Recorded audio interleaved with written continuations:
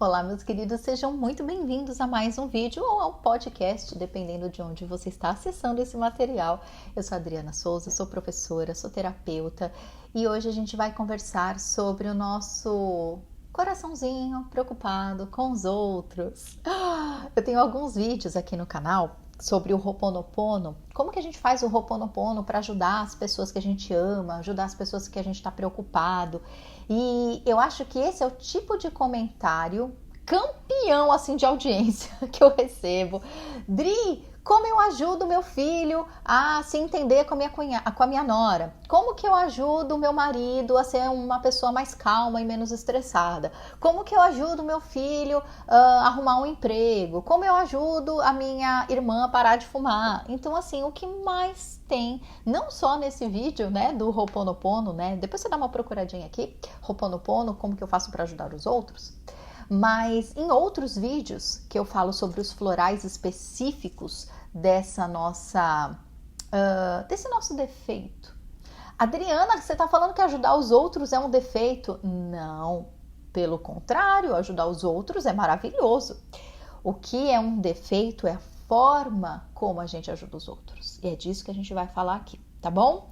Você trouxe o seu café? Eu trouxe o meu. Traga seu café, seu chá, sua água, sua taça de vinho. E a gente vai conversar sobre isso então, porque eu sei que se você tá nesse canal, pelo menos um pouquinho de excesso, de preocupação com os outros, isso está latente no seu coração. Por que eu sei disso? Primeiro, porque este canal está aqui desde 2013, né? Então, muitos de vocês me seguem desde então. Às vezes vocês me perdem, né? O algoritmo muda, mas tá tudo certo. Mesmo quem vai chegando, como eu disse, pelo teor dos comentários, né? Eu vou vendo o que está acontecendo aí no seu coraçãozinho. E como formamos uma egrégora, a gente acaba se alinhando com pessoas que têm questões parecidas com as nossas. É lógico, essa que vos fala também. Adriana, você é aquariana, deve ser super bem resolvida. Em muitas coisas sim, mas o meu meio do céu é em câncer. Então se tem uma coisa que eu tenho a característica, desde que eu sou criança, é igual a mamãe galinha, enfiar todo mundo debaixo das asas e ficar cuidando, né? Mas tem um efeito colateral disso, que depois de muitos anos de terapia, muitos anos tomando floral, eu já alinhei isso em mim. E uma coisa importante da gente entender, nós temos a nossa personalidade, nós temos as nossas características. E quando a gente está em desequilíbrio, aquela característica, ela se torna um defeito. Por isso que eu falei que isso é um defeito. Não é que ajudar os outros é errado, pelo amor de Deus, né, gente? Não preciso explicar isso. Mas, vamos pensar, pense em você agora. Você com o seu jeitinho de ser, seu mapa astral, né? Por quem você foi educado, a cidade que você nasceu, né? O que você gosta, o que você não gosta. Essa é você. Quando você está alinhada, todas as suas características estão funcionando bem e são então virtudes, qualidades. Olha que delícia, olha que ser iluminado é você. Esse é você, perfeito em essência. É a tua verdade. Ah, só quando eu iluminar. Você já é iluminado. Você humano, estando bem, você pode ter todas as suas características voltadas para o lado da virtude.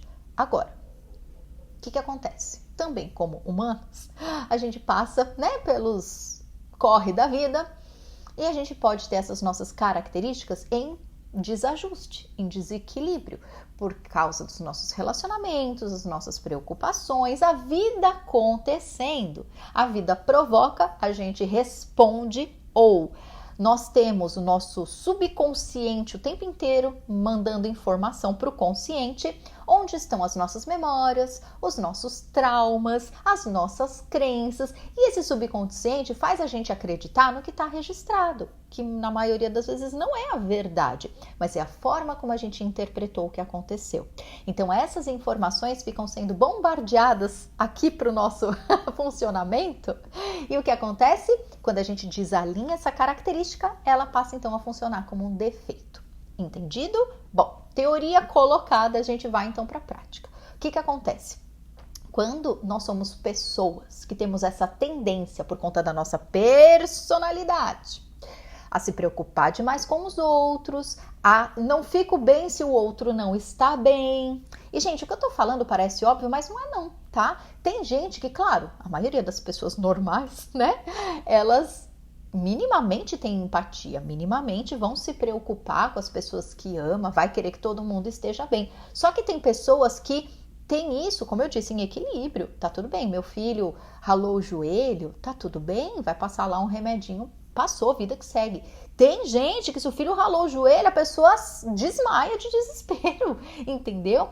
Vocês conseguem perceber? Então, tem camadas e camadas, tem características e características. Por isso que eu tô dizendo, se você é uma pessoa que se preocupa muito com os outros, que só está bem se todo mundo tá bem, que dá o bife maior pros outros e fica sem comer para agradar os outros, né? Se você é aquela que realmente tem essa ansiedade, né? O outro tá lá de cara feia, é culpa minha. Nossa, meu filho tá chorando, fui eu que não fiz algo de bom. Nossa, meu chefe tá bravo hoje, certeza que eu esqueci de entregar alguma coisa que nem eu lembro. Você se culpa de tudo, né? Sempre o problema do outro é culpa sua. Ou você é aquela outra pessoa que tá sempre querendo resolver a vida de todo mundo. Dri, mas é a família que me pede. Se a família te pede, é porque você tá cheirando pessoa que ajuda, né? Ninguém fica atacando responsabilidade nos outros, gente, à toa. Presta atenção nisso, eu tô falando isso com o maior carinho, tá? Porque eu sou uma pessoa que já alinhei todas essas características, porque eu já passei muito perrengue com isso tudo, gente. Muito, mas muito. Pra vocês terem ideia, eu já contei essa história aqui várias vezes, sabe? Mas eu lembro de quando eu era muito pequenininha, assim, eu devia ter 3, 4 aninhos no máximo. E com meu pai em loja de brinquedo, que ele ia, sei lá, comprar um presente pro meu primo, que ia fazer aniversário. E eu com vontade de pedir um presentinho, não pedia. Eu era filha única, eu não pedia porque eu tinha vergonha de incomodar o meu pai.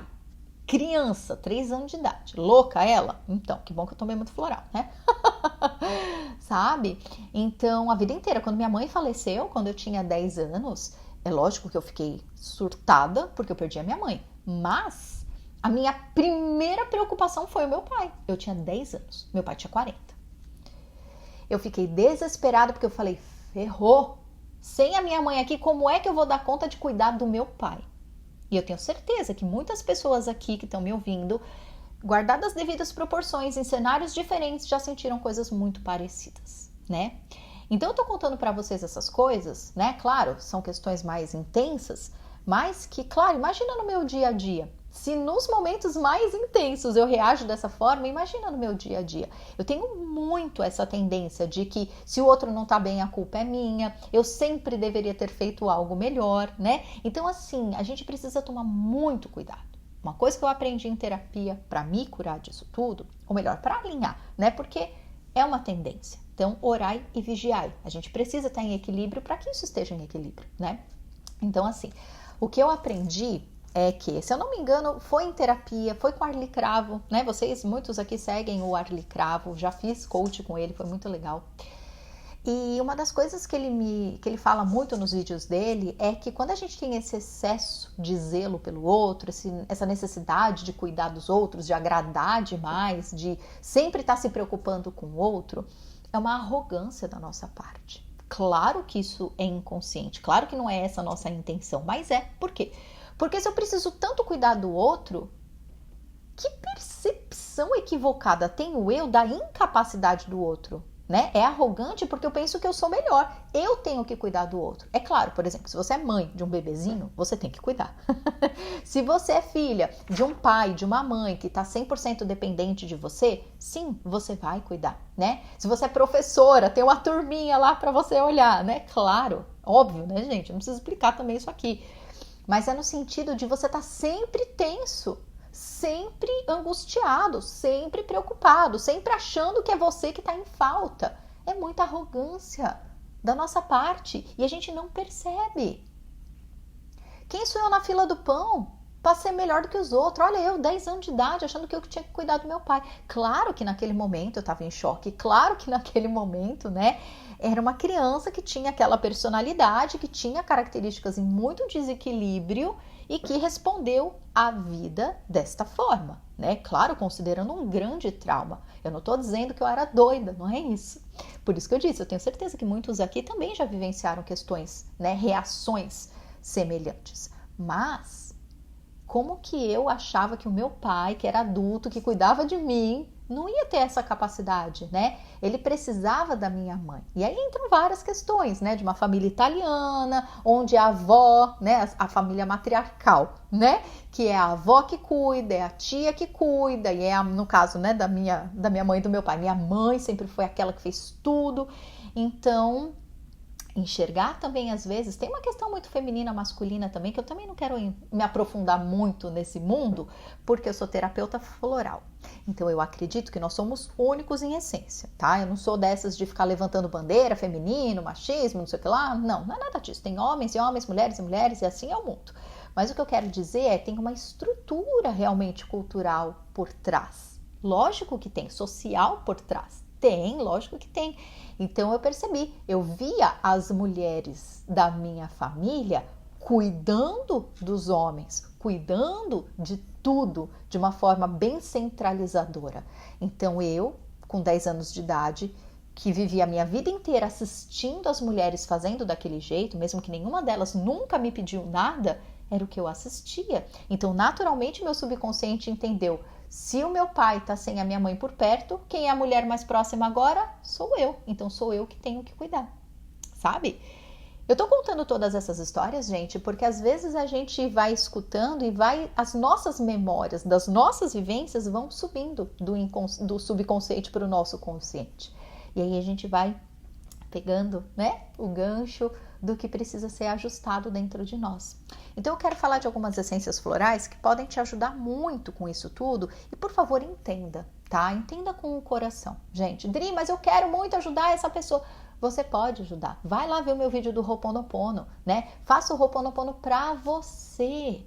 Ai, como que eu me sinto vendo meu marido desempregado? Limpa em você, tá? Qual é a sua preocupação, qual é o teu julgamento sobre isso. E manda amor, abençoa o teu marido, sabe? Gente, conselho de mãe. Não mentalize pelos outros. Não façam isso. Sabe por quê? Já aconteceu com muitas clientes minhas, delas me contarem histórias, porque muitas têm essas características. E o que acontece? A gente mentaliza tanto que a gente faz com que as coisas aconteçam sim para os outros. É natural, a gente tá tudo misturado nessa maçaroca toda. Só que aí a gente fica, né? Ai, Dri, então o que acontece com o outro é culpa minha. Calma, não é bem assim. Mas vamos criar um cenário, né? Você queria muito que o teu filho arrumasse um emprego na empresa X. O teu filho talvez nem queira trabalhar. Talvez o teu filho esteja jogando na loto, talvez o seu filho tenha, sabe, guardado um dinheiro e tá lá no investimento, ele quer viver de renda, ele não quer trabalhar. Mas você, né, o teu filho conversa por cima: ai mãe, tô desempregado, tá difícil, né? Ele te deu essa informação. E você capte aí as outras pessoas que você tá pensando, tá? E aí você fica: ai, coitado do meu filho, estudou tanto, tá desempregado, o mercado tá difícil, eu vou fazer Ho'oponopono pro meu filho trabalhar. Sei lá, vai trabalhar na... Que empresa que tem, gente? Na Pampers. Tô olhando a caixa de fralda do meu filho, tá? Meu filho vai ser gerente da Pampers. Vou ficar lá o dia inteiro fazendo Ho'oponopono pra Pampers. Vou fazer Ho'oponopono. Vi lá meu filho. Nossa, filho, olha ali na Cato, tem aqui uma vaga de emprego para trabalhar na Pampers. Meu filho vai trabalhar na Pampers.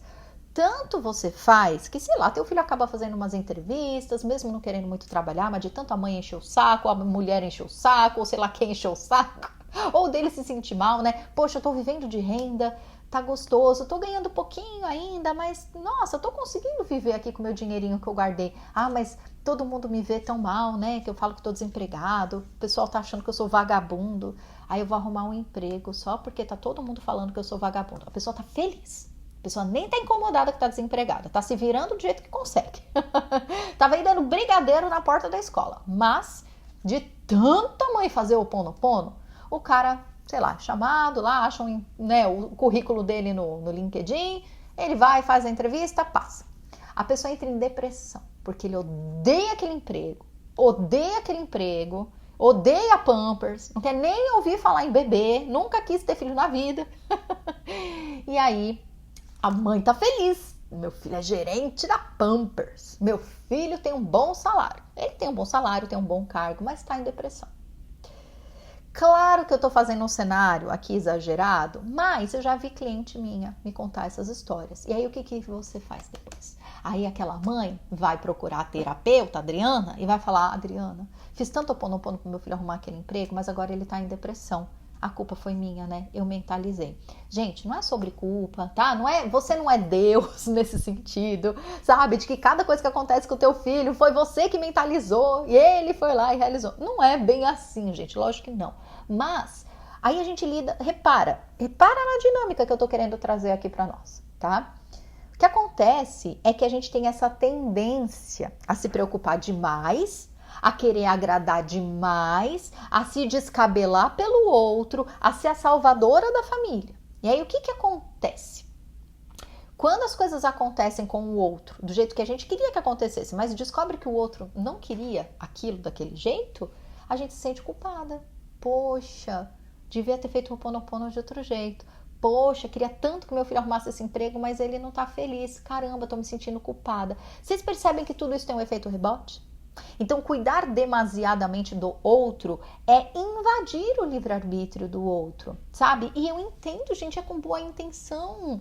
Todos nós queremos ver as pessoas que a gente ama bem. Só que a gente precisa entender. Gente, eu trabalho há tantos anos como terapeuta. Vocês não têm ideia do tanto de gente que já chegou para mim em cenários parecidos. Sabe? Dri, pelo amor de Deus, meu filho tá lá, não tem dinheiro, minha mãe tá lá, não tem dinheiro, meu marido, não sei o que, sabe? É genuíno.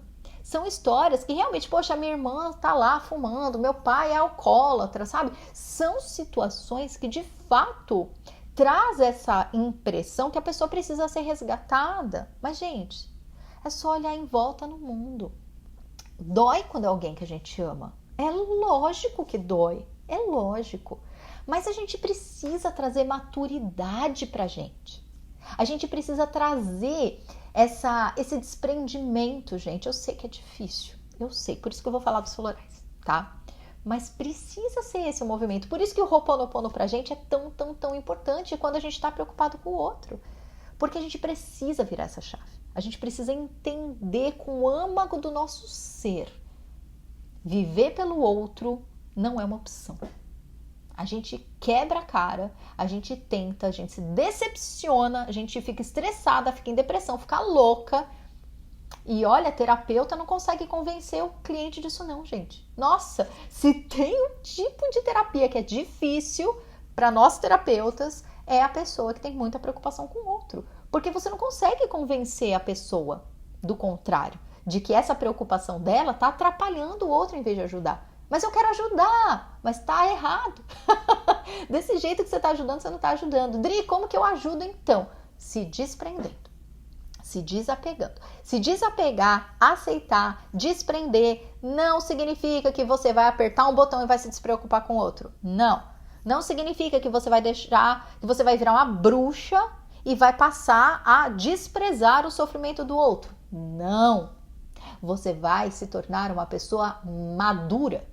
Uma pessoa sábia, uma pessoa que entende que Deus é maior que isso tudo, que Ele deu uma vida para cada um e que se o seu pai, seu filho, sua irmã, seu cunhado, seu chefe, seu cachorro tá passando pelo que tá passando, a gente vai fazer Ho'oponopono pra gente e a gente vai ver na prática de fato qual é a ajuda que aquela pessoa quer ter, tá?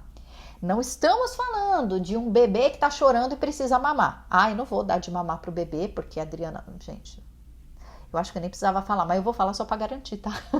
Tem uma pessoa passando fome na rua. Eu não vou ajudar, porque... Não, pelo amor de Deus, a pessoa tá passando fome na rua, você leva uma comida pra pessoa, pelo amor de Deus, né? Eu tô falando das nossas intromissões com boa intenção, tá? Então, a gente precisa saber genuinamente. O que o outro quer? O meu filho falou que ele está desempregado. Eu vou conversar com ele genuinamente, se ele quiser. Porque pode ser que ele não queira falar nada para você. Então, você se ocupe da tua dor e não da dele. Vai você para terapia, vai você tomar floral, vai você fazer Ho'oponopono para você. Abençoa o teu filho. É isso que funciona. Você estar bem, você cuidar do teu equilíbrio mental e emocional, faça Ho'oponopono para limpar tudo esses avessos aí de dentro de você, vai tomar o floral, Red Chestnut. Tá tudo escrito aqui embaixo, tá? No meu site tem a descrição de todos os florais. Adriana, qual que é o floral? Entra no meu site, adrianasouza.com.br. Lá tem a descrição de todos os florais. Tem um playlist neste canal do YouTube, escrito Curso de Floral. Tem vídeo de todas as essências florais. Fiquem à vontade para estudar, tá bom? Mas vamos lá, rapidinho. Floral Red Chestnut é um dos florais do medo, que é quando a gente tem medo pelo outro, quando a gente sofre pelo outro, quando a gente sente a dor do outro, quando a gente quer que o outro esteja bem, que a gente está sempre preocupado com o outro. Esse é o floral que salva a gente dessa característica e passa a fazer com que a gente confie no outro, entregue, que é toda essa proposta que eu trouxe para nós hoje, tá? Tem o floral Centauri, que é para quando você tem dificuldade de dizer não. Ah, Dri, eu não quero mais ajudar ninguém, mas a família não para de me pedir. Diga não. Ah, mas a vida inteira eu fui assim. Você não é uma máquina, você é um ser humano, você foi assim a vida inteira, você mude hoje, porque você pode estar em equilíbrio, você só está em desequilíbrio, é só isso. Então, floral Centauri é para quando a gente fica ansioso, querendo agradar demais os outros, e quando a gente não quer mais agradar, a gente simplesmente não consegue dizer não. Então, se você está precisando delimitar os seus limites, se você está precisando dizer não, Centauri. E eu vou acrescentar aqui, sabe qual? O Holly. Sabe por quê?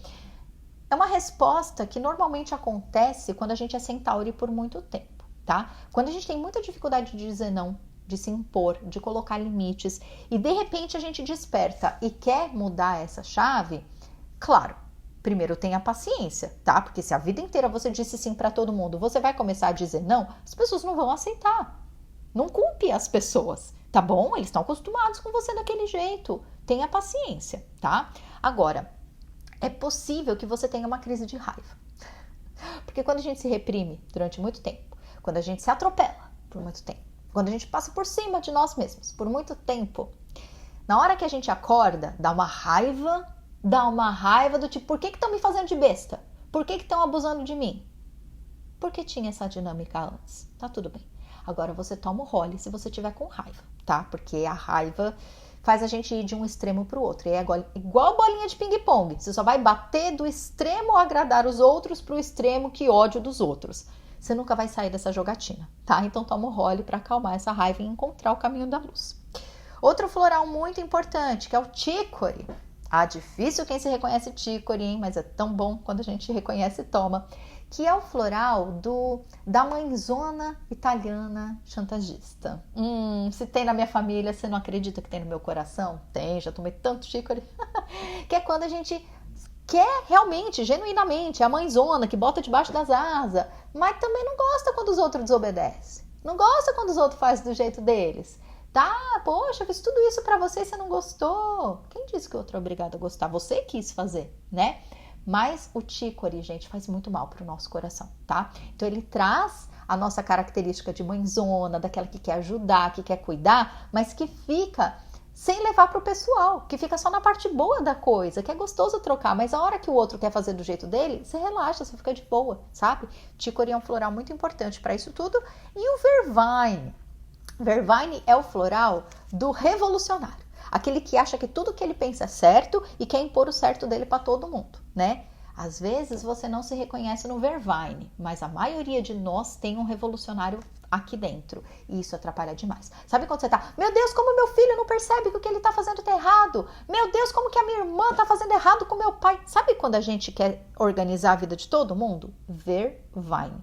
Para você voltar pra luz, Caroline, e você entender que relaxa, cuida da sua vida e deixa o mundo viver como, né, cada um tem, do mesmo jeito que você tem o seu livre-arbítrio e faz as coisas do seu jeito, dá essa liberdade para os outros. Você não faz ideia do quanto isso vai te relaxar, tá bom?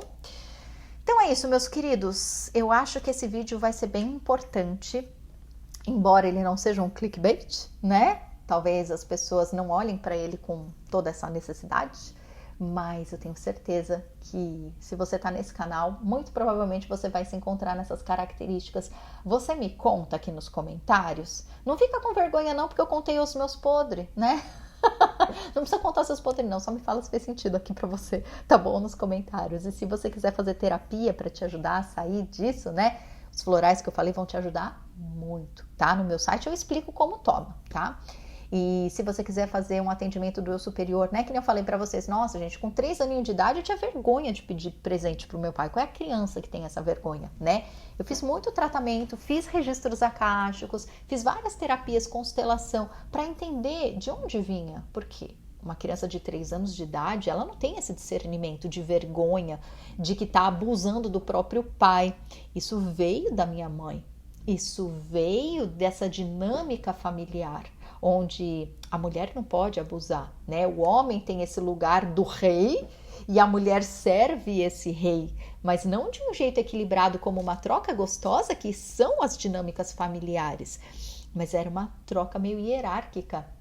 E eu, como menina, apesar do meu pai sempre ser um querido comigo, não sabia o que fazer para me agradar. Eu era filhinha dele até os 10 anos de idade, que eu fui filha única. Imagina, meu pai queria me dar tudo, imagina, e eu não. E eu morrendo de vergonha, me sentindo super indigna. Então eu precisei, gente, vocês não têm ideia, de muita terapia para entender de onde isso veio, para ir virando essa chave. E eu percebi que isso ia, né, se manifestando em outras relações, não só com meu pai, mas com várias outras pessoas.